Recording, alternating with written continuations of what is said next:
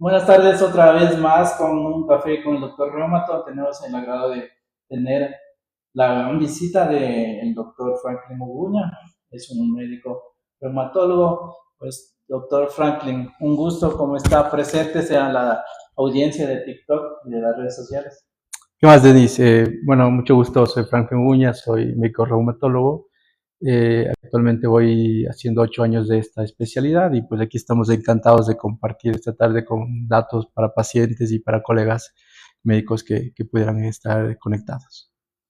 Muy buenas tardes. Yo soy el doctor Reumato y estamos haciendo este TikTok Live con esta revista mensual sobre enfermedades reumatológicas y problemas de salud. Mi distinguido Franklin, ¿qué es el lupus? Bueno, el lupus es una enfermedad compleja, que deben haber escuchado, una enfermedad inmunológica o autoinmune como se conoce, y se llama así autoinmune porque afecta a muchos órganos y depende mucho de que el organismo no reconoce lo bueno de lo malo en términos sencillos y se ataca a sí mismo. Entonces el lupus, en resumen, es una enfermedad inmunológica que afecta a órganos grandes y también afecta zonas más pequeñas del cuerpo, pero puede ser potencialmente mortal si el diagnóstico no es a tiempo y si no se trata adecuadamente. Interesante, qué interesante. ¿Por qué se llama lupus? La historia es interesante, es bonita, pero básicamente está relacionado con el lobo, o por la furia del lobo que tiene la agresividad como tal, y de ahí pues viene este tema del lupus como tal. El nombre de lupus eritematoso sistémico, sabiendo y considerando que el lupus puede dividirse en lupus solo de piel o en lupus sistémico, pero básicamente también hay unas lesiones que no solo simulan al lobo, sino a unas alas de mariposa. Entonces, más allá del lobo hay otras cosas más. ¿A quiénes principalmente ataca y por qué? Bueno, puede afectar a toda la población, sin embargo, el grupo que más presenta lupus o que mayor riesgo tiene, pues obviamente son las mujeres, gente joven entre 20 y 40 años es donde más aparece. También hay que tener en cuenta que en los niños y adolescentes puede existir. Adultos mayores es menos frecuente y se dice que aparecen en adultos mayores, es menos agresivo, pero en términos generales, mujeres más frecuente, 9 de cada 10 pacientes son mujeres y generalmente en etapas fértiles o laborables, básicamente 20 y 40 años donde es más frecuente. Eso no quiere decir que en los hombres no existe lupus, ¿no? También hay, e inclusive tiende a ser mucho más agresivo. ¿En las etnias hay alguna diferencia? El tema de las etnias, sí hay, inclusive los tratamientos van ligados a esto. A veces los afroamericanos, por ejemplo, tienen mayor complicaciones, puede ser mucho más frecuente. Del lado del Caribe también es mucho más frecuente y obviamente las connotaciones, las complicaciones va a ser más agresivo y el tratamiento también va a diferenciar. Entonces sí hay una diferencia entre caucásicos, latinos, caribeños, afroamericanos. ¿Es enfermedad solo de la etnia blanca? No, ¿A para la nada. anglosajona? No, no, ese es un error, es un concepto erróneo decir que solamente es en los blancos. Como digo, esto puede afectar a cualquier tipo de poblaciones, mestizos, latinoamericanos, afroascendientes, entonces afecta a un grupo diverso, la verdad. ¿Cuáles son las causas reales del lupus?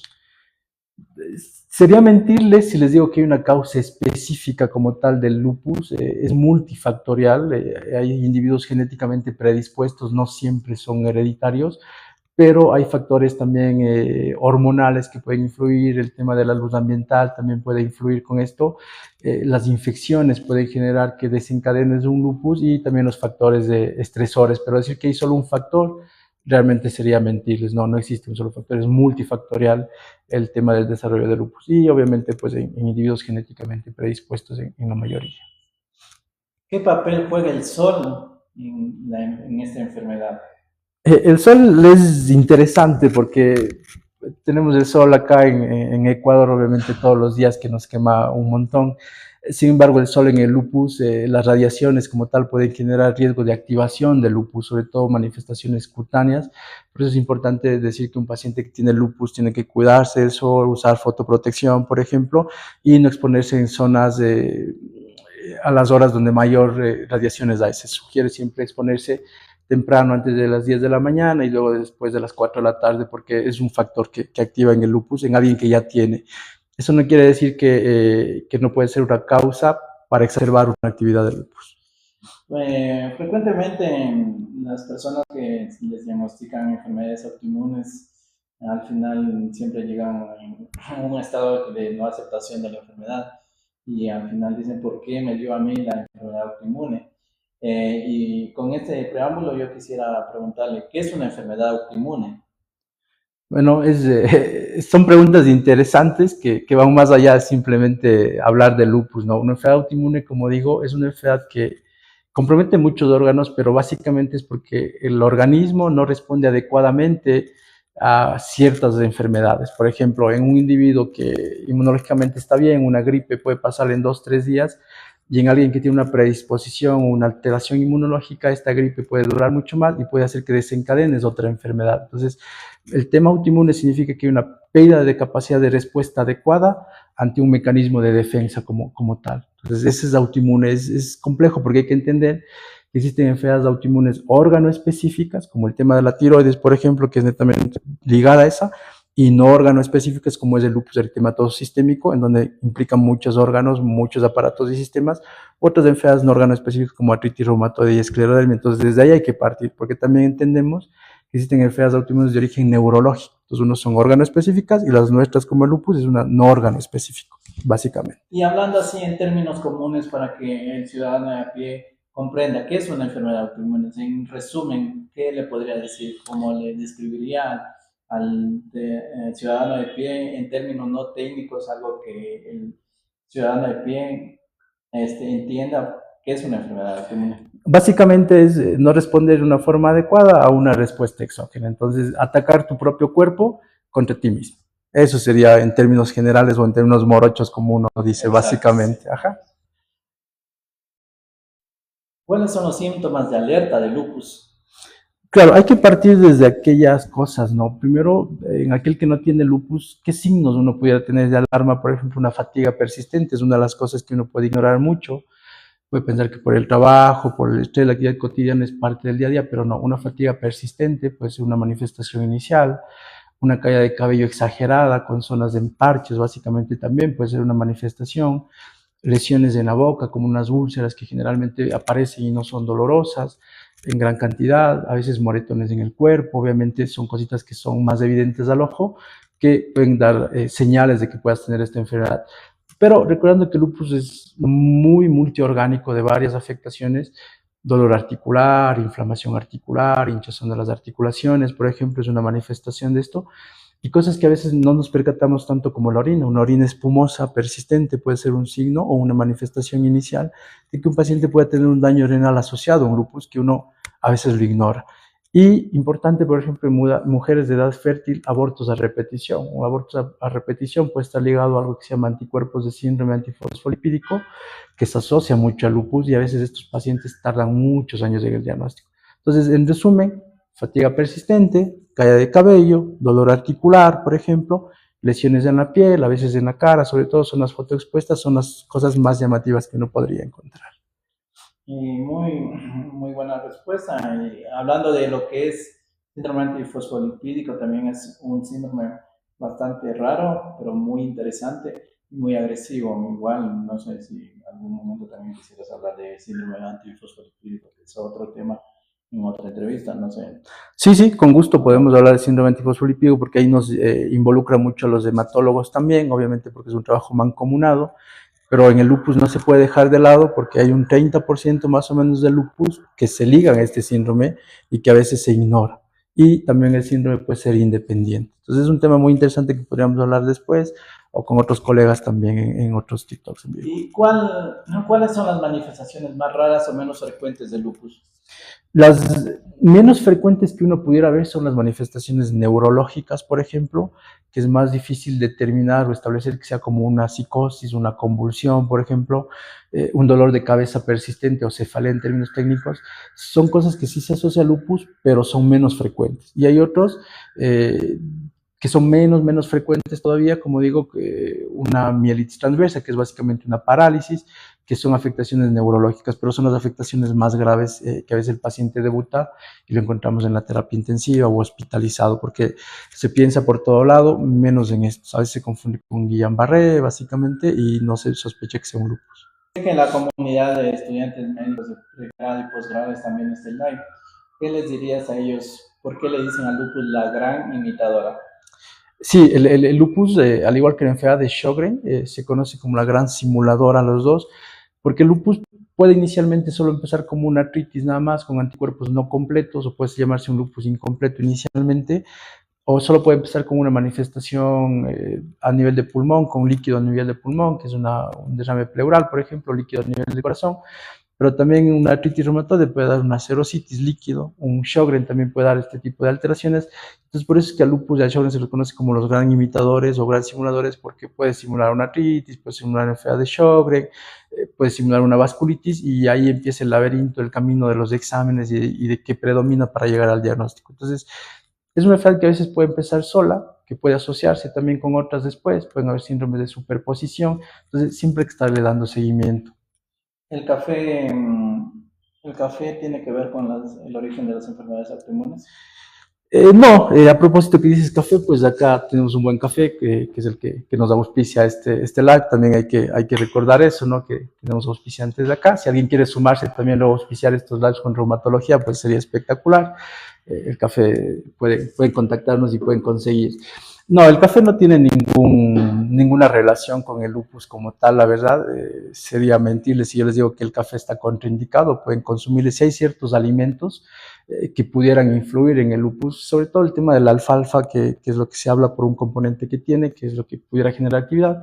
Las otras cosas verdes es medio mito porque no se puede prohibir toda la comida, entonces no, pero específicamente café no. Sí se habla que el café en grandes cantidades podría influir en el tema de osteoporosis, pero en el lupus la verdad no, pero sigue siendo también controversial. Pero es un buen tema para conversar ahora con el público, la verdad.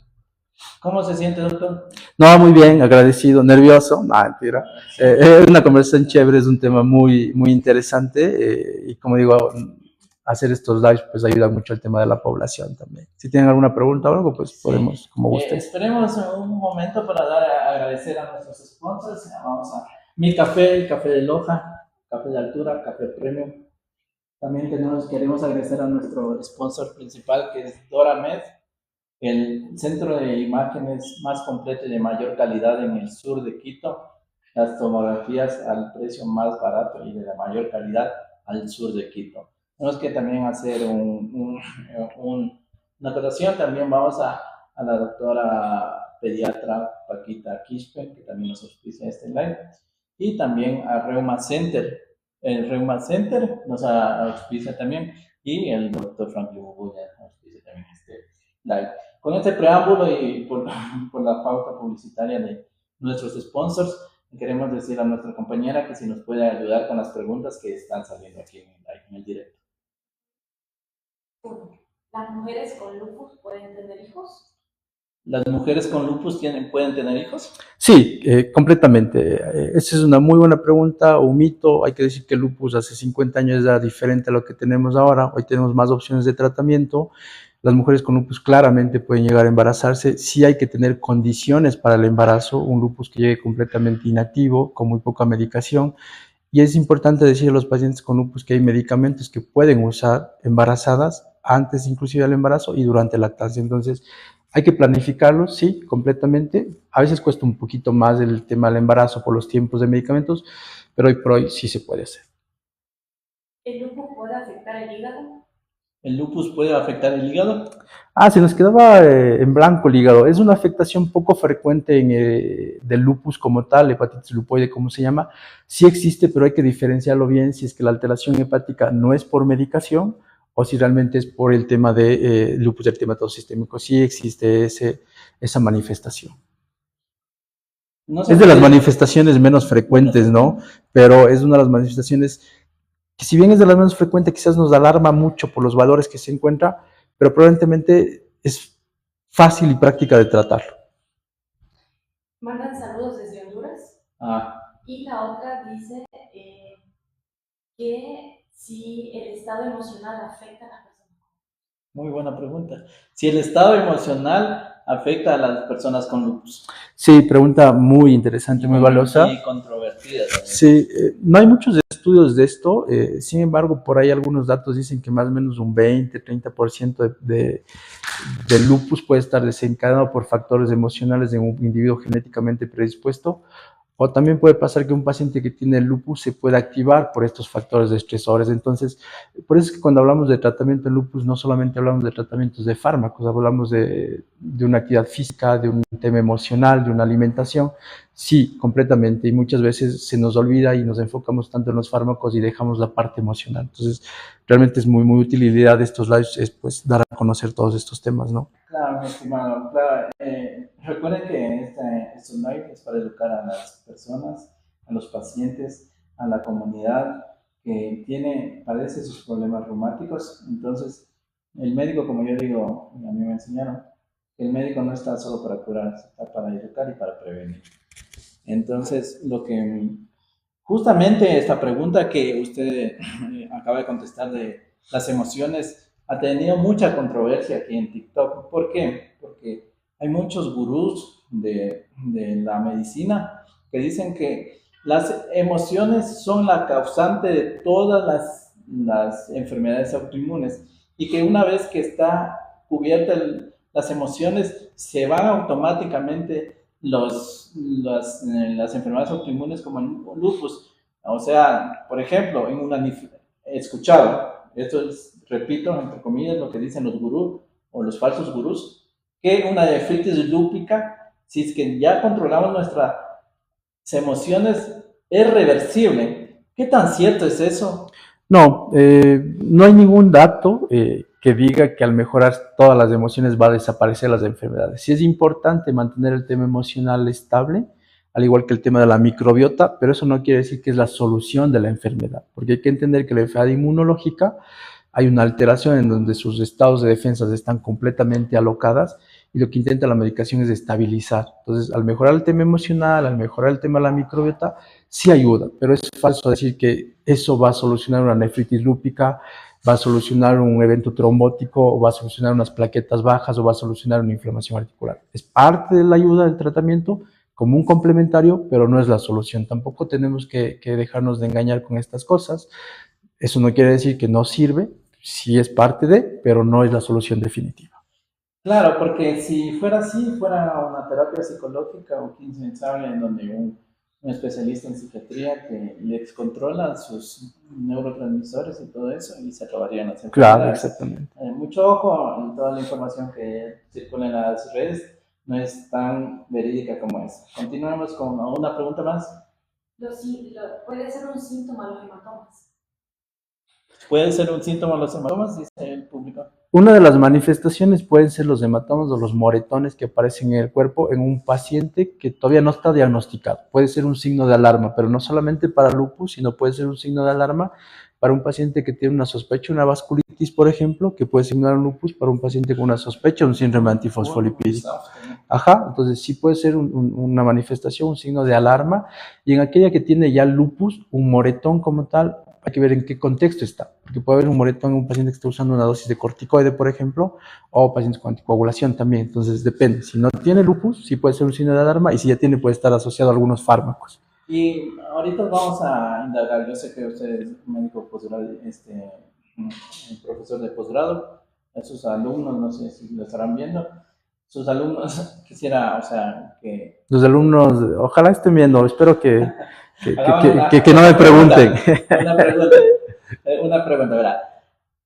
Cuando en los criterios que tenemos de lupus, ¿no es cierto? Estamos artralgias, artritis, o sea, hay artritis.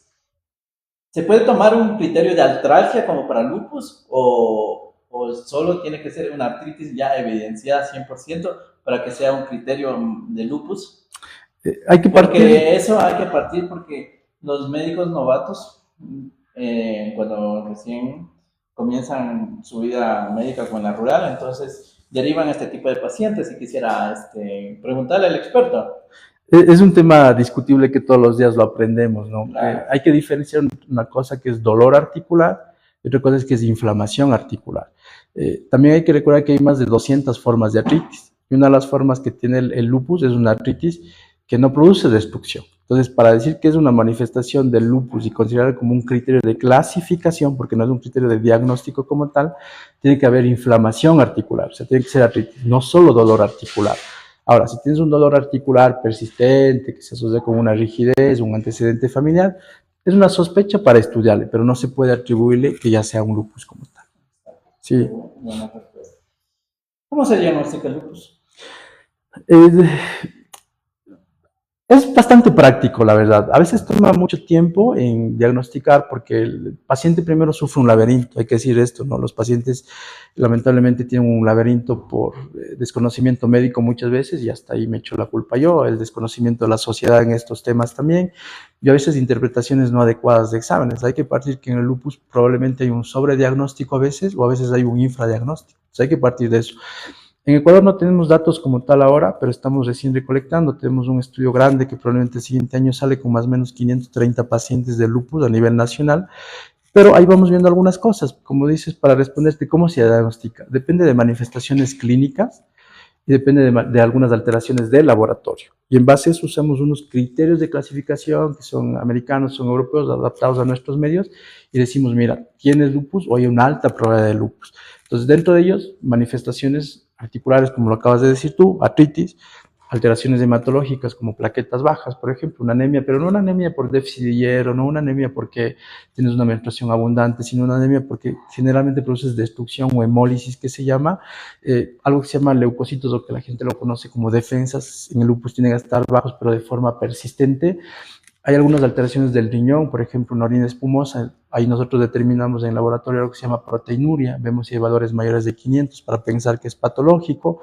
Entonces, hay manifestaciones clínicas y manifestaciones del laboratorio. Entonces, sumamos estos, sumamos un anticuerpo que se llama anticuerpo antinuclear, que es muy popular y lamentablemente muy mal interpretado, porque a veces vemos el ANA y creemos que es lupus, pero yo siempre digo a todos los que me conocen, digo, ANA es como decir Ecuador. Es una generalidad, no dice más. Y dentro de ANA están los núcleos y vamos extrayendo específicos para lupus, como un anti-DNA de doble cadena, porque también hay que diferenciar que si es uno de cadena simple, es población sana. Hay que hacer algunos anticuerpos como un anti-Smith, por ejemplo, y otros mucho más específicos, pero en el contexto del paciente, porque también pueden haber falsos positivos. Entonces, como digo, es práctico, pero hay que saber diferenciar muy bien si es que realmente es un positivo de verdad o es un falso positivo. Entonces, criterios clínicos e inmunológicos. Y, por ejemplo, cuando llegan pacientes y el médico de atención primaria o de otras especialidades llega y le dice, ¿sabes qué? Tienes estos síntomas, vamos a hacerte un ANA. Y el paciente, por lo general, llegan chicas jóvenes de 20 a 30 años, quizás a 40, y vienen con un ANA positivo. Y después ya se leyeron todo el chat GPTI, todas las inteligencias artificiales, escucharon, preguntaron a la abuelita, al primo, al vecino, y dicen, doctor, vengo porque tengo un ANA, y títulos bajos, digamos, ¿sí? Llegan, tengo un ANA positivo. ¿Eso puede ser lupus o no? No. O sea, ¿todo ANA positivo es lupus o no? No, para nada. Como dije, como acaba de decir hace un rato, el ANA es como decir Ecuador, es una generalidad. Si bien el ANA a títulos más altos es más probable que sea una enfermedad inmunológica no exclusiva de lupus, porque hay que recordar que existe ANAs desde la C0 hasta la C31, o sea, hay 31 números. Y hay unos que son más predisponentes para lupus y otros no. Entonces, si uno tiene un ANA, un título alto, sobre todo 1.160, aunque hoy por hoy la guía dice 1.80, se puede empezar a sospechar y pedir los específicos. Pero, en resumen, no todo ANA es lupus, la verdad, para nada. También hay que recordar que muchos pacientes nos llegan de otros colegas. A veces nos deriva el nefrólogo, nos deriva también el neumólogo por otras manifestaciones. Ajá. Entonces, en estas enfermedades todos sumamos, todos somos útiles. Solo el hecho de sospechar ya es valioso para nosotros porque mientras este paciente llegue temprano, le hacemos un diagnóstico temprano, iniciamos un abordaje adecuado. Pero no tenemos que tampoco sobreestimar al ANA. O sea, no decir que porque el ANA está positivo es un lupus, porque también ahí viene el tema emocional. Tú le dices un paciente tiene lupus solo por el ANA, y probablemente todo lo que se desencadena detrás de eso. Una familia, el deterioro, lo que leen, lo que acabas de decir, ChatGPT, Google, y el paciente llega a un estado depresivo, con muchas dudas de la medicación, entonces hay que interpretarlo bien. ¿En qué otras condiciones puede estar el ANA positivo que no sea lupus? El ANA positivo puede estar positivo inclusive en población sana, más o menos hasta un 15, hoy por hoy hasta un 30%. Se dice que población sana puede tener un ANA positivo, pero obviamente el título es más bajo, un 1.80 por ejemplo. Un ANA en 1.160, menos frecuente en población sana, un 1.320 es más probable que sea patológico, no exclusivo de lupus, pero enfermedades como hipotiroidismo puede dar un ANA positivo, una tiroides de Hashimoto da un ANA positivo, por ejemplo, la edad avanzada, después de los 65 años de edad da un ANA positivo, una artritis reumatoide, una esclerodermia, una vasculitis, un síndrome fosfolipídico puede dar ANA, un proceso cancerígeno, y a veces nos confundimos mucho en los niños y la adolescencia, también puede estar asociado a procesos neoplásicos, infecciones, un herpes virus, un citomegalovirus, un toxoplasma, también pueden dar ANA. Entonces, mira lo grande que es el ANA. O sea, el ANA abarca muchas cosas. Entonces, y el ANA también puede dar por fármacos. Algunos fármacos, como la hidralazina, por ejemplo, puede generar un ANA positivo que se usa para la presión. Algunos anticonvulsivantes pueden dar un ANA positivo. Entonces, no es exclusivo del ES. Hay que ir viendo en el contexto de. ¿Por qué a veces el lupus es tan difícil de diagnosticar y el paciente acude a todos los médicos y al final llega al reumatólogo y el reumatólogo le hace un diagnóstico clínico y el laboratorio y al final concluye que es un lupus? ¿Por qué pasa esto?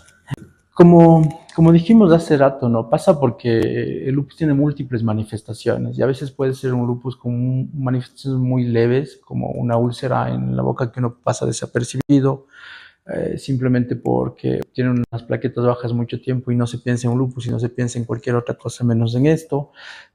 A veces el tema de la experticia, el no conocer estos temas te hace que el paciente tenga mucho retraso en el diagnóstico. Pero realmente pues la idea de estos lives es que aprendamos todos, que empezamos a entender que el lupus puede debutar de cualquier forma.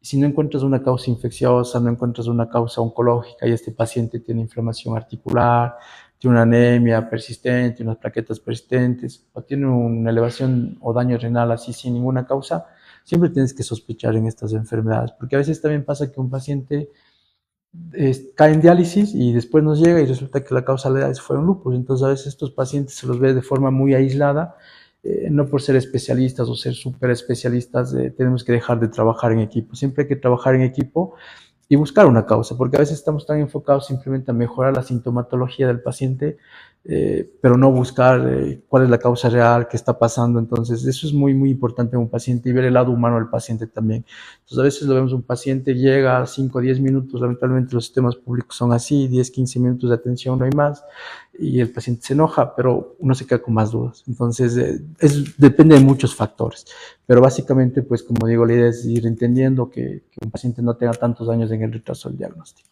¿El interferón tiene que ver para el diagnóstico de lupus? Sí. Esa es una pregunta bastante importante, muy nueva, claro, en estos últimos para años. sus alumnos, doctor. Va tomando algún Esa es la peso. pregunta de examen del doctor Uguña para sus alumnos de la ULA. No, es para llevar los neutófilos. Va los neutrófilos Sí, todavía. ajá, que el tema de todas estas Ya. cosas de netosis y todo. Ya. Sí, tiene que ver tanto así que hay tratamientos que van ligados para interferones, la verdad. Y es bien importante que hables de esto porque también se puede confundir con factores de transferencia, por ejemplo, y hay unos factores de transferencia que no lo mencionaré porque luego puede tener consecuencias legales. No se deberían usar en estas enfermedades y lamentablemente son de venta libre, pero pueden repercutir en enfermedades inmunológicas como lupus, como tal. Claro, obviamente, yo como no tengo ningún compromiso ni conflicto de intereses con nadie, yo sí voy a decir, las personas que consumen los productos terminados en life, mucho ojo, son peligrosos. Igual estos factores de transferencia. ¿Por qué? Porque en el lupus, en los tratamientos del lupus, por ejemplo, en el lupus hay una inmunidad muy alta. Es decir, le ponemos un factor de transferencias que nos venden como si fueran caramelos, entonces vamos a empeorar esta enfermedad. Entonces, mucho ojo y pues siempre visiten a su reumatólogo y a su médico de cabecera para que él, con base científica, les dé el mejor diagnóstico. Mi estimada, ¿tenemos preguntas en el chat? Sí. ¿Puedo tener lupus con todos los anticuerpos negativos? ¿Puede tener lupus con todos los anticuerpos negativos? O sea, ¿solo es clínico? Es muy poco frecuente. En la vida no se puede decir no a nada, pero tampoco se puede dejar abierto el camino y decir sí. Hay que ser muy frontal en este tema. Menos del 1% de población en el mundo entero tiene lupus con estudios negativos. Y generalmente puede pasar en un paciente que tiene un daño renal, en donde sus anticuerpos no se pueden expresar, o aquella que tiene inmunosupresión excesiva. Caso contrario, hay que reevaluar ese diagnóstico. No porque estés fatigada, porque tengas dolor articular, porque tengas algo, puedes pensar que sea un lupus. A no ser que tengas una biopsia de riñón, que te confirme que tengas una nefritis lúpica y puedes tener un ANA negativo, sí. Pero decir que hay un lupus con ANA negativo, con inmunonegativa, es muy poco frecuente, porque a veces se puede confundir mucho con síndromes miofaciales, fatigas crónicas, fibromialgia, y a veces también hay que ir del lado del paciente. A veces el paciente por la desesperación busca un lado, otro lado, y llega alguien y dice, bueno, tienes un lupus. Y el paciente no convencido, por ahí le dice que es una fibromialgia y empieza todo este camino. Entonces, la inmunología es específica para lupus. Puede que hoy no tenga, sí, pero que en 1 o 2 años aparezca, pero si ya vas 5, 6, 7 años y no aparece, es muy poco probable, la verdad. Quizás hay, no digo que sea el caso del que nos pregunta, pero sí habría que reevaluar esos diagnósticos con inmunología negativa, o quizás se nos está yendo otra enfermedad que puede simular.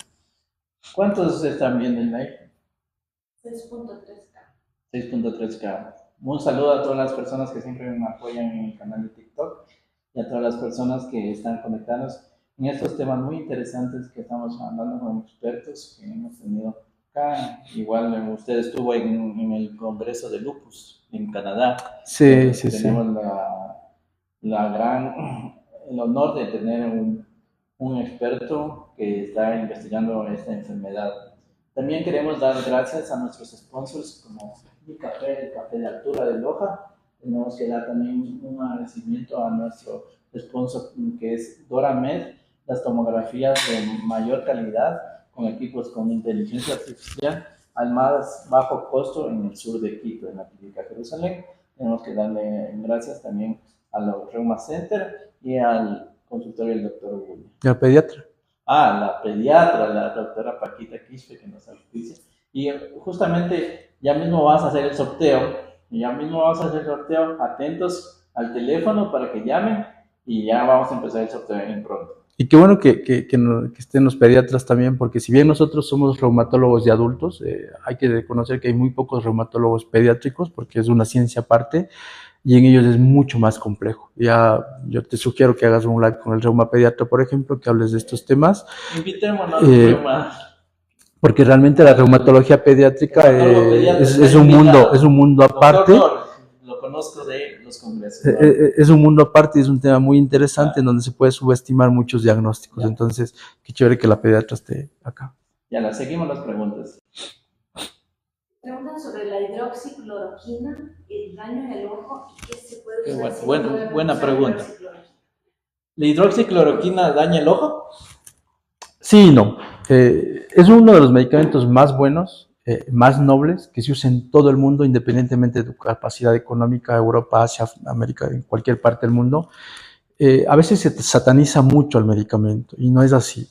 A veces escuchamos, mas no buscamos evidencia. Hay datos establecidos en el mundo. Hay que diferenciar entre cloroquina e hidroxicloroquina. ¿Los dos pueden dar alteraciones de ojo? Pues sí, totalmente cierto. Pero ¿cuándo dan? Si hablamos con cloroquina, cuando excedes más de 5 miligramos por kilo de peso por más allá de 5 años consecutivos, una probabilidad de un 3%. 3%, bajito. Con hidroxicloroquina, si excedes más allá de 6.5 miligramos por kilo de peso, en términos sencillos, más allá de 400 miligramos por más de 10 años, puede llegar a dañar el 6%. Súper bajo. Por eso es que siempre se recomienda al paciente que tiene lupus, en el primer año que se haga un control con el oftalmólogo para buscar alteraciones en la mácula, y luego al tercer año, y hoy por hoy se dice cada 5 años. Entonces es importante, es un medicamento que no se debería quitar a no ser que el oftalmólogo, experto en esto, nos diga tiene una maculopatía en ojo de buey. Si hay un oftalmólogo que quiere participar en mi TikTok, cordialmente invitado. En esto, justamente de la hidroxicloroquina, sabemos que son antipalúdicos. Yo soy de la región del Austria también. Aquí, cuando fue en tiempos de la colonia, hubo una epidemia de paludismo aquí en España.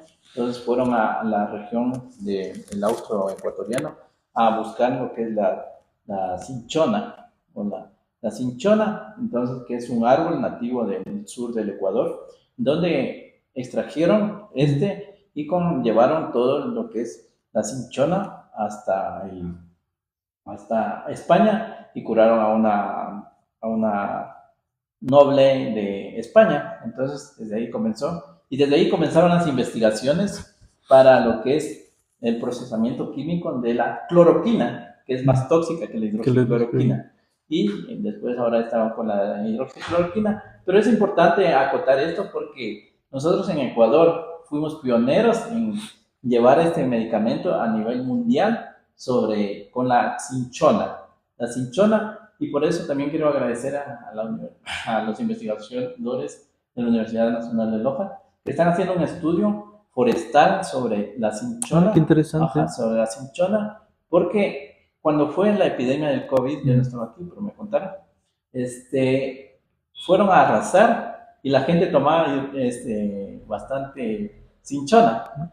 Entonces, cascarilla se llama Sí. comúnmente. La cascarilla la tomaban, y les iba bien a algunos, otros mal, porque no sabían la dosis exacta. Entonces, mira, en este caso, pues obviamente todo paciente con lupus debe llevar hidroxicloroquina, a no ser que tenga contraindicación de su reumatólogo y su oftalmólogo, ¿no?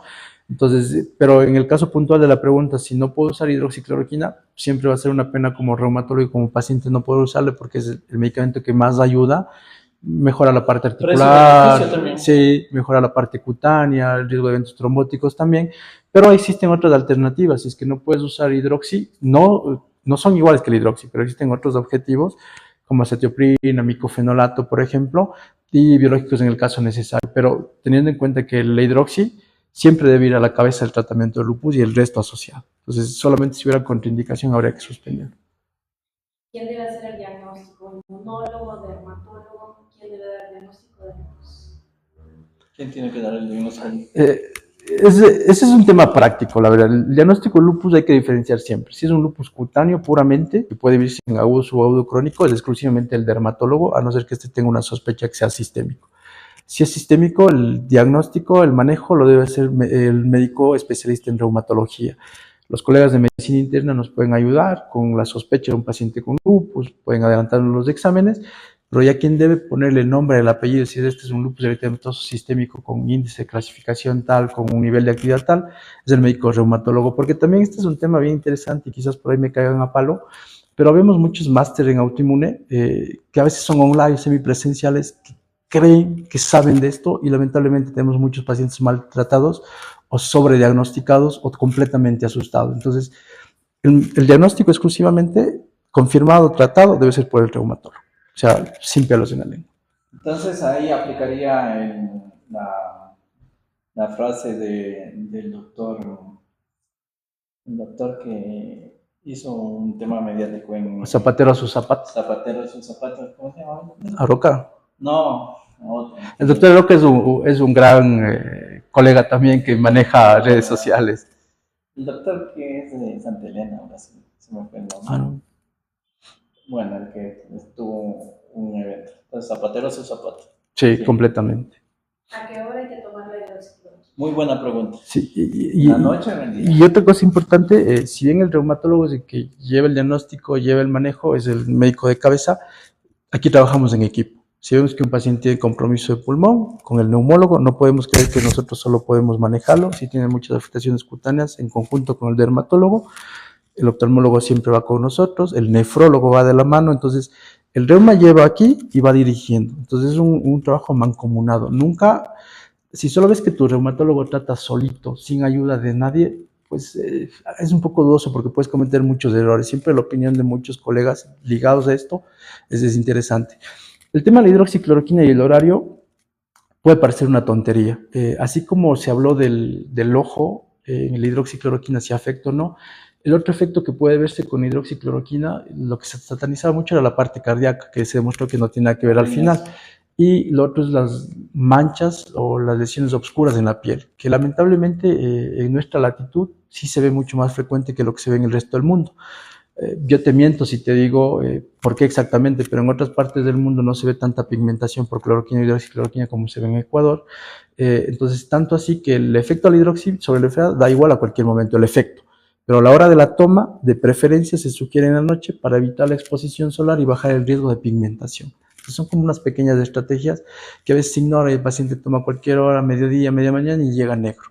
Entonces, es básicamente por eso. Entonces, no se olviden, estimados pacientes, que es preferible, ya que nosotros estamos en la mitad del mundo y tenemos una capa de ozono, los rayos nos llegan directamente, entonces mejor tomar la hidroxicloroquina en la noche. ¿Alguna otra pregunta, mi estimada? ¿Cuándo bajar la prednisona en nefritis lúpica? Muy buena pregunta. ¿Cuándo baja la prednisona? A ver, hay que partir del tratamiento del lupus, ¿no? La prednisona se usa como un puente en las enfermedades autoinmunes y en el lupus y en la nefritis como tal está dentro de las guías. Cada vez se usa menos prednisona. Tanto así que hoy por hoy, prednisona en lupus o en nefritis lúpica, ya los pulsos ya no se dan como se daban antes, era 1 gramo. Antes uno decía dale 500, le callaban a palo el otro colega, pero decía no, se va a morir. Hoy por hoy, 250, 512 máximo en etapas de inducción o pacientes graves. Y luego hay que tener en cuenta que el lupus, cuando tienes un diagnóstico, hay que tratar en base a objetivos. Si tú tienes una nefritis lúpica, tienes que tratar con 2 objetivos. Uno que es de inducción, que te toma los 6 primeros meses, y luego que es el mantenimiento. Se sugiere que después del tercer mes, un paciente que tú lo diagnosticas y que le empiezas cortisona, ya use menos de 5 miligramos o de preferencia después del tercer mes no use nada. Ahora, lamentablemente nos llegan muchos pacientes que ya vienen usando cortisona y que traen diagnóstico, es difícil quitarlos porque hacen una dependencia a la cortisona. Entonces por ahí se usa algunos corticoides en gotas, que si algún rato nos quieren auspiciar las gotas de cortisona sería ideal para intentar hacer el destete de este. Pero se puede ir quitando, pero en dependencia del paciente. Si lleva muchos años es a veces difícil, la verdad, pero si es un diagnóstico reciente, lo ideal es que 3 meses, máximo 6 meses. Y justamente, ¿recuerdas que estuvimos en EULAR y hubieron algunas cosas de EULAR? Sí, aquí anduvimos en Barcelona en el EULAR casualmente buscando cosas de lupus y eventos y EULAR, fue interesante. para el público, EULAR es el Congreso de la Liga Europea de Reumatismo, donde lucha contra el reumatismo, que es una de las que da las guías terapéuticas de todas las enfermedades reumáticas, justamente juntamente con lo que es el Colegio Americano de Reumatología y también lo que es las asociaciones rusas, también chinas, y tuvieron la oportunidad con el doctor Munguña de estar ahí en donde la ciencia se crea. Y pues ahí, ¿qué dijeron de la nefritis lúpica? Sí, la nefritis lúpica hoy por hoy tiene nuevas opciones de tratamiento inclusive, pero como digo, primero tener un diagnóstico claro de nefritis lúpica. Por ejemplo, en este estudio que estamos haciendo con otros colegas, ahí cabe mencionar que lleva a la cabeza la doctora Rodríguez, que impulsionó mucho esto, y un gran grupo de colegas reumatólogos a nivel nacional. Se habla que más o menos de esta base que tenemos de 530 pacientes, más o menos el 30% tiene nefritis lúpica, pero lamentablemente de ese 30%, solo un pequeño porcentaje tiene biopsia. Entonces, siempre es importante en nefritis lúpica hacer biopsia, obviamente si la condición del paciente lo permite, si la capacidad económica también hay que mencionar lo permite, para estadificar qué nefritis lúpica tienes. No es igual tratar una nefritis lúpica clase 1, clase 2, que clase 6 o 3 y 4, que es la más frecuente. Entonces, en dependencia de eso, usa tratamiento. Pero todos estos llevan hidroxicloroquina de base y de ahí la especifico. Y para el ciudadano de pie que nos está viendo acá, nuestros pacientes, nuestros queridos pacientes, ¿qué es la nefritis lúpica? La nefritis lúpica es uno de la afectación del órgano más grave en el lupus, es la afectación que más frecuentemente se ve. ¿Y cómo puedes darte en cuenta? Orina espumosa, luego medición en sangre también de la función del riñón, que empieza a elevarse, algo que se llama creatinina, y también pérdida de proteínas, básicamente. Entonces, estas son las cosas que se puede dar una nefritis lúpica, y es una manifestación grave del lupus que hay que tratarlo inmediatamente porque una de las complicaciones es la diálisis. Y se dice inclusive, un dato que quizás no les guste mucho, pero se dice que más o menos el 95% de pacientes en el mundo, en el post-mortem ya tuvieron nefritis lúpica que quizás nunca expresaron. Entonces, por eso es que siempre uno tiene que estar alerta con los marcadores predictores de nefritis lúpica, porque a veces tienes una orina normal, tu función del riñón está yendo bien, pero tienes unos marcadores que ya te están sugiriendo que puedes predecir daño del riñón. Entonces, esa es la importancia de que te maneje el reumatólogo y el nefrólogo en conjunto para adelantarte este hecho y poder evitar que no caigas en diálisis. Y vemos que tenemos bastante sintonía de nuestros colegas médicos y los que están interesados en esta parte, y en especial los nuevos médicos posgradistas que se están formando para lo que es reumatólogos. ¿Qué les dirías? ¿Alguna estrategia para el diagnóstico de nefritis lúpica? Bueno, más allá de estrategia para nefritis lúpica, siempre primero les deseo que en la vida sean felices, que de ahí parte todo para ser un buen profesional, que sean buenas personas siempre, y obviamente que lean mucho, ¿no? Que lean mucho, que se aprende en todo lado, indistintamente de donde estés, que no crean todo lo que ven, que hay que buscar evidencia siempre, y obviamente pues traten a un paciente como si fuera su familia, básicamente. Doctora, ¿hay más preguntas? ¿El lupus está ligado a la fibromialgia? ¿El lupus está ligado a la fibromialgia? Son dos cosas totalmente independientes, pero pueden existir. El lupus es autoinmune, la fibromialgia no es autoinmune.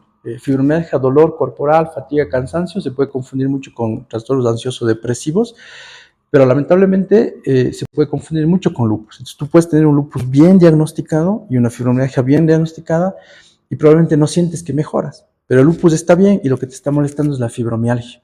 Entonces, a veces cuesta decirle eso al paciente, pero uno tiene que ser sincero y decir, mire, paciente, su lupus está perfecto, no hay inflamación evidente ni por eco, ni por laboratorio, sus exámenes inmunológicos están bien, lo que tiene es puntos de dolor que están ligados a fibromialgia. Entonces son tratamientos diferentes y la fibromialgia es una de las enfermedades que más deteriora la calidad de vida y lo que más nos confunde en la actividad. Y eso a veces hace que el paciente esté tomando más corticoides, más inmunosupresión innecesaria porque no se hace esa diferencia. Entonces siempre es importante hacer esa diferencia. ¿Y qué es la fibromialgia para el ciudadano de pie? La fibromialgia, para el ciudadano en sí como tal, primero entender que no es inmunológico, no afecta órganos, no deforma, pero sí deteriora calidad de vida porque queda cansancio persistente, insomnio, duermes y sientes que no descansas, dolor corporal, sensación de hormigueo, adormecimiento de las manos, pero como todo el síntoma cardinal, fatiga y dolor.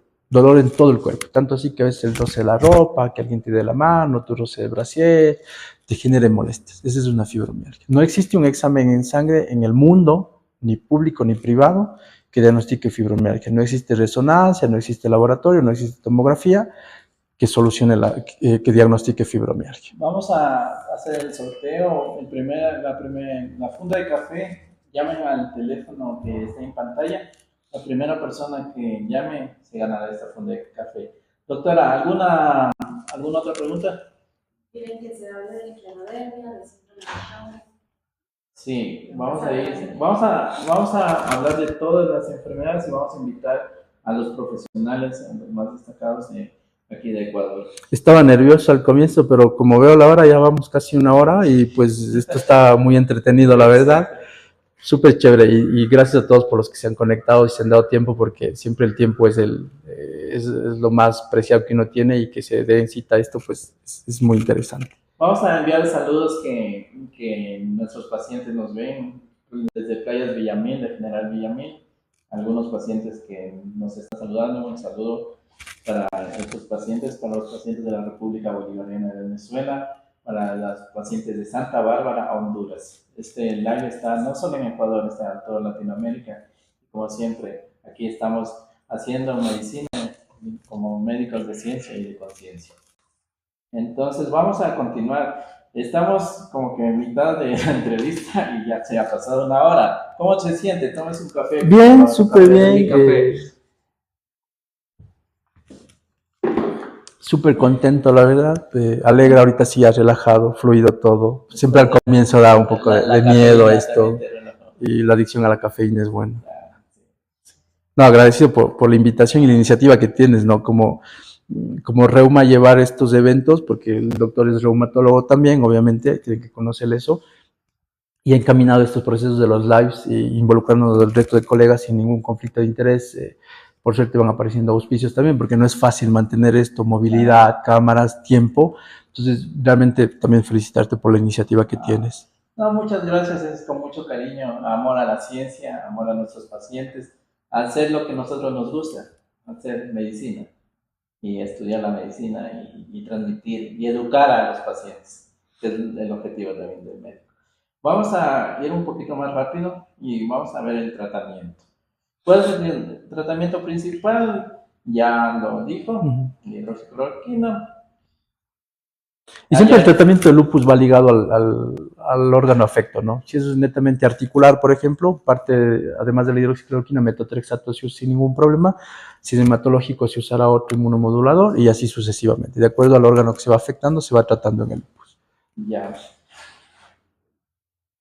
¿Existe cura para el lupus? Una pregunta muy frecuente. Lamentablemente todos quisiéramos escuchar que sí existe una cura real.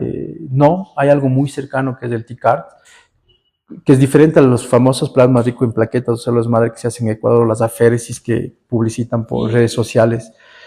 Todo lo que se hace en Ecuador de células madre no existe como tal, ni en cremas, ni en cápsulas, ni en inyecciones, ni en ampollas. Básicamente es una robadera de dinero.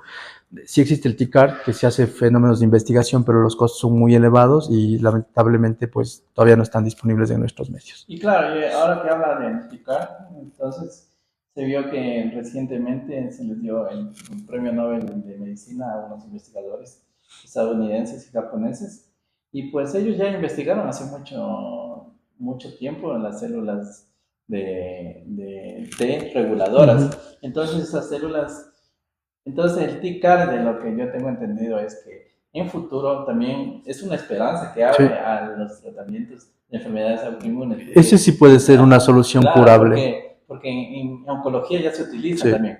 Entonces es tan interesante porque entras con una industria de ingeniería genética, ingeniería biotecnología, y en laboratorios de alta tecnología sacan una célula, una molécula, la adaptan a lo que es un medio, un laboratorio, y luego la ingresan ya como que sensibilizada, y después eso es. Y es diferente a la plasmaféresis, que la plasmaféresis ya se la hace como un ciclo, creo que ya no tiene evidencia, o puede tener una evidencia que yo no la sé, pero la plasmaféresis en sí es sacarte sangre y meterte en la circular, que si es que no tiene experticia puede ser algo muy peligroso. Sí, aparte hay que considerar que el tratamiento del TICAR o las células que sí es un dispensador y probablemente que va a curar, primero el costo es elevado, segundo se necesita un equipo multidisciplinario y segundo, no es que el paciente porque tiene lupus ya es candidato de eso. Una de las series más grandes que hay en el mundo es la serie de Toronto, por ejemplo, de TICARs. Y claro que hay que decir que estos pacientes que después de que se hacen esto no usan tratamiento, pero para llegar a ser TICAR, el paciente pasó por todos los medicamentos previos, o sea, no funcionó rituximab, no funcionó micofenolato, no funcionó acetioprina, no funcionó hidroxicloroquina, no funcionó ciclofosfamida, y ahí es que va. No es que porque ya tengo lupus, tengo que irme directo al biológico o directo al TICAR. No funciona así en el mundo real, por más economía poderosa que tengas.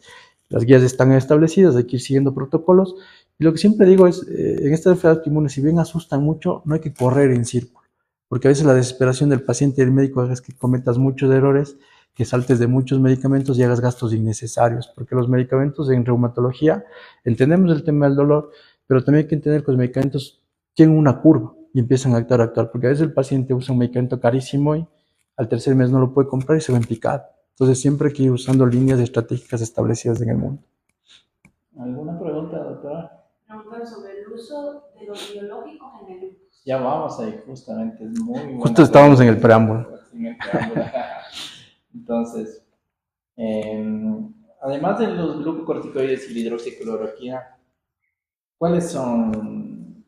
Bueno, ya lo dijo, o sea, ¿cuáles son los medicamentos aparte de la hidroxicloroquina? Existen algunas líneas, ¿no? Siempre, como digo, tratar de acuerdo a un efecto. Se dividen en fármacos convencionales y los fármacos biológicos, básicamente. Dentro de los biológicos hay algunos, que es, por ejemplo, rituximab se puede usar sin que esté aprobado inclusive. Se puede usar belimumab, que no está disponible en nuestro medio.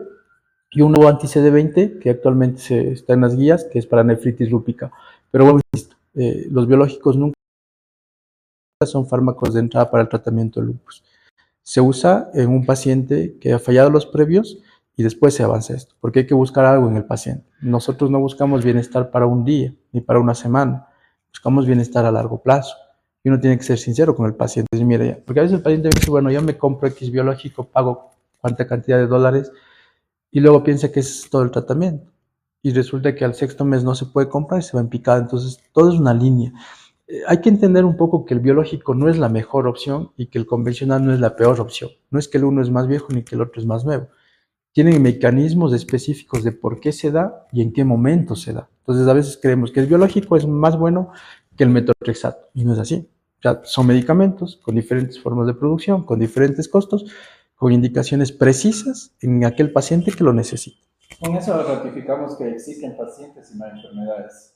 Entonces, doctor, o sea, es un tema, un mundo grandísimo también. Y este es un tema tabú. Sí, y este es un tema tabú porque muchas veces los médicos no lo hablamos porque hay que reconocer también que la medicina es un comercio. Y lamentablemente se hace comercio de la medicina. Y eso hay que ser muy claros.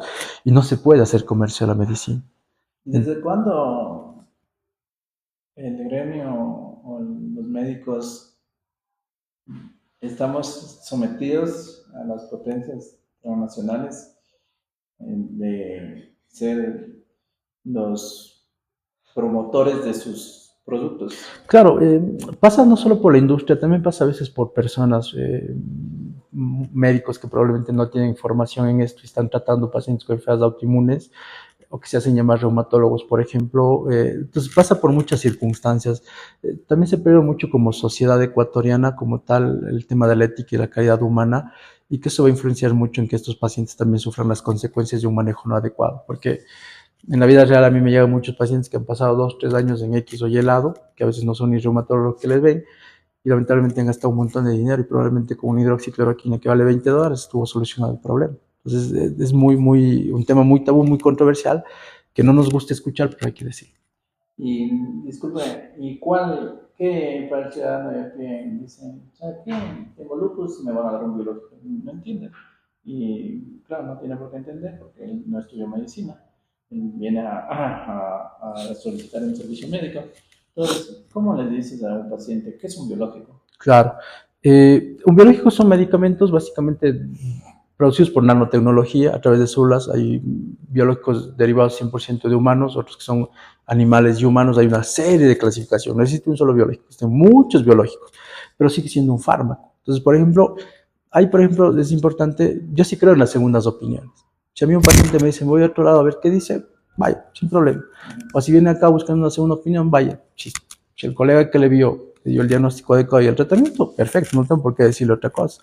Entonces, yo sí creo en las segundas opiniones y terceras opiniones inclusive, porque como tú lo dices, el paciente va esperanzado de una solución y a veces termina también usando otras cosas que no lo son. Entonces, estas segundas opiniones, terceras opiniones son válidas, la verdad, y siempre cuando uno va a usar un fármaco, hay que preguntar siempre, ¿por qué me va a dar el fármaco? Deme la receta, voy a revisar qué es, no estás obligado a ponerte ese mismo día, y por eso siempre es importante que cuando vas a un médico que habla de enfermedades autoinmunes, revises en el CNSI, si es reumatólogo o no es reumatólogo, que también es un dato bien interesante, y en el Access. Entonces son cosas bien, bien interesantes que poco se habla. ¿Tiene que ser especialista en reumatología o tener el diplomado en No, enfermedades autoinmunes? Todos los diplomados, las maestrías sirven de conocimiento, pero para tratar enfermedades inmunológicas tiene que ser un reumatólogo. Muy bien. Y que también es muy controversial y es muy mediático esto de toda también esta industria que de los life, que yo digo, que terminan en life, ¿verdad? Que dicen terapia biomolecular. ¿Sabe usted qué es esa terapia biomolecular?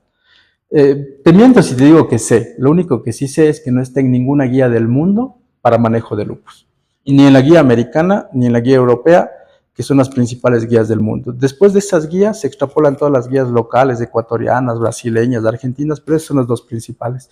Pero en esas guías no está ninguna de esas terapias alternativas como solución. O sea, por qué ponen biomolecular? ¿Para confundir a la población de biológicos? Lamentablemente se hace un abuso del estado emocional del paciente y el paciente en busca de solución escucha algo natural, biomolecular y piensa que es la curación. Pero lamentablemente no es así. El agua es natural y produce inundaciones. Exacto. O sea, el sol nos da quemadura. Claro. Entonces hay que ver qué estamos usando. La sal es natural y que puede elevar la presión. Sí. Entonces. Pues vamos a saludar a nuestros sponsors. Vamos a saludar a Mi Café, el café de Loja. Vamos a saludar también a DoraMed, las mejores tomografías de mejor calidad y al más bajo costo con inteligencia artificial. Vamos a también agradecer a Reuma Center, vamos a agradecer a la doctora Paquita Kishpen como pediatra, que justamente a la persona que llame en este momento se va a ganar en el número que está en pantalla, se va a ganar una consulta con la doctora que es pediatra general. Entonces, doctora, ¿tiene alguna otra pregunta del público? Vamos bien en el live, están aburridos, cansados. Ya acabamos y nos vamos. 9.5K. Ya. Preguntan si las vitaminas pueden ayudar y avisan aquí que quedan 4 minutos. Ok, 4 minutos tenemos. Dale, vamos. Bueno, tenemos 4 minutos de lo que sabemos. El tema de las vitaminas, la hipervitaminosis no es buena, no es mala. Hay indicaciones precisas, a veces hay que dosificar en sangre y en dependencia de la necesidad del paciente se le puede sugerir sí o no. Pero, ¿tiene tiempo, doctor? Yo sí. Si es que se acaba, le hacemos otro. Claro. No se vaya. O podemos hacer una segunda parte otro día. Puede ser. Sí, para ir cerrando esta, para que tampoco se aburran, no se cansen. Quizás tienen una reunión de Navidad, tienen alguna cena, porque son épocas festivas y familiares. ¿Dónde los encontramos? ¿Dónde se encuentra, doctor Guni? Bueno, pueden encontrarnos en la página de la Sociedad Ecuatoriana de Reumatología, como Franklin Uguña, Reumatología, o si no, estamos ubicados en el edificio Kensen, que está en la avenida Américo y Vos Andes. Nuestro número de contacto por WhatsApp, todo hoy por el tema de seguridad, un mensajito, 0987 39 61 78. 0987 39 61 El 78. que llame a ese teléfono ahorita se gana una tomografía. Una mujer embarazada con lupus, una mujer con lupus se puede embarazar. Sí, justo lo que nos preguntó la paciente anterior, o lo que nos estaba viendo, pues completamente. ¿El estrés afecta al lupus? Lo que habíamos hablado sí puede influenciar, pero no es la causa directa tampoco. ¿Qué recomendaciones dietéticas y ejercicios les sugieres a una persona que tenga lupus? Siempre fotoprotección, actividad física de no alto impacto, caminata puede ser siempre, aeróbicos, piscina siempre va bien, alimentación baja en carbohidratos, o sea, en harinas, baja en azúcares, no muchas purinas, no muchas carnes rojas, y consumir más cosas que tienen omega, por ejemplo, como pescados, frutos secos puede ser. ¿Cuáles vacunas son recomendables para el lupus? Hay que diferenciar vacunas vivas y vacunas que tienen otros componentes. Vacuna de influenza completamente recomendada, vacuna de neumococo completamente recomendada y vacuna de herpes, que lamentablemente no hay en Ecuador, completamente recomendada. Fiebre amarilla y hepatitis, depende del estado del paciente. Pues Estamos acelerando un poquito la voz para poder salir bien. bueno, estamos aquí en el consultorio del doctor Franklin Uguña, en el norte de Quito. Pues aquí es una persona que se dedica bastante a lo que es capilaroscopía. ¿Qué es la capilaroscopía? Sí, la capilaroscopia es un estudio no invasivo que usamos mucho estos para buscar fenómenos que cambian el color de la mano, por ejemplo, que se llama fenómeno de Raynaud, y obviamente nos sirve para determinar algunas alteraciones como esclerodermia, enfermedad mixta, tejido conectivo, básicamente, y es un equipito que hacemos acá, usamos inteligencia artificial, llevamos haciendo algunos años, la verdad, se hace en el mundo y es un examen sumamente útil que su reumatólogo debería hacerlo cuando necesite. ¿Para qué es útil? ¿Para qué enfermedad? ¿Lupus, Sjögren, esclerodermia? Se usa más para poder diferenciar algo que se llama Raynaud, que son cambios de coloración en los dedos para ver si es que es primario por clima, alimentación, o secundario como enfermedades como esclerodermia que cambian colores de los dedos de las manos, por ejemplo. Una dermatomiositis también puede ser, una polimiositis, y también para pacientes que tienen daño pulmonar con sospecha de una causa inmunológica. Entonces es una herramienta muy útil, la verdad. ¿Cómo se llama su centro médico? Lo llamamos reumatología sin fronteras porque creemos que acá no hay una frontera como tal, trabajamos siempre en equipo, independientemente de dónde seas, no vemos colores, no vemos nacionalidad, simplemente buscamos un objetivo que es mejorar calidad de vida del paciente. ¿Cuál es la visión? Nuestra visión siempre que un paciente tenga una calidad de vida adecuada, que viva dignamente y que pues use la medicación que necesite usar sin abusar de su bolsillo ni nada por el estilo. ¿Qué les dice a sus alumnos? Lo de siempre. Sean buenos seres humanos, estudien, lean bastante y pues hagan las cosas a conciencia. A sus pacientes. Que todo lo que uno hace vuelve, ¿no? Sí. Entonces, eso es A importante. sus pacientes del IES. Mis pacientes del IES, quizás algunos no me quieran, otros quizás sí me quieran por ahí, quizás algunos me extrañen en algunos años cuando ya no estemos, pero mientras pueda estar ahí y les pueda ayudar, pues con todo gusto. Y agradecerte a ti por la invitación, ¿no? Como digo una vez más, pues llevar esto no es tan sencillo por el tiempo que toma, por toda la logística que hay atrás de esto, no simplemente es lo que ustedes están viendo, entonces hay muchas cosas más allá. Palabras finales para la población y las personas que nos están viendo. Nada, siempre el tema emocional importante, vuelvo, insisto, a la actividad física, siempre ponemos pretexto que estamos cansados, tenemos dolor, no tenemos tiempo, la inseguridad, pero siempre hay un momentito para hacer. Yo siempre digo, mientras estamos los 10 minutos en el TikTok, ejercicios de manos o ejercicios de rodillas. Entonces, aprovechemos el tiempo, seamos buenas personas, seamos honestos con nosotros mismos y hagamos las cosas a conciencia. ¿Qué dice la evidencia científica sobre los tratamientos actuales del lupus? Cada día hay más opciones, por ventaja. Cada día hay opciones no significa que lo nuevo es lo mejor.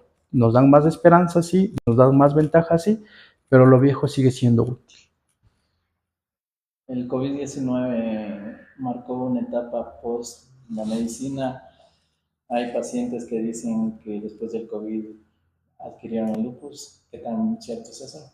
No hay un dato grande que digamos que después del COVID aparecieron más enfermedades, pero sí se puede ver que casualmente o coincidencialmente empezaron a presentar algunas manifestaciones, pero probablemente son individuos genéticamente predispuestos.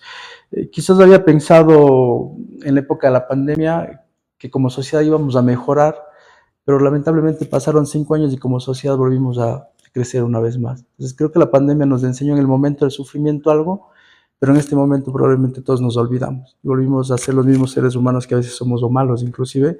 Entonces creo que hay que hacer un poco más de conciencia social también. Sí, claro. ¿Y tiene alguna otra pregunta, doctora? Les mandan muchos saludos, agradecen que sigan haciendo estos eventos informativos y Samuel desde Cuenca les manda saludos. Saludos, Samuel. ¿Cómo estás? Saludos, Samuel. ¿Terminamos? Para terminar, quería a las personas que más hayan compartido este live se van a ganar una tomografía. Y también las personas que compartan mis videos y también que vengan acá a lo del doctor Franklin Ugoya, aquí y deje sus contactos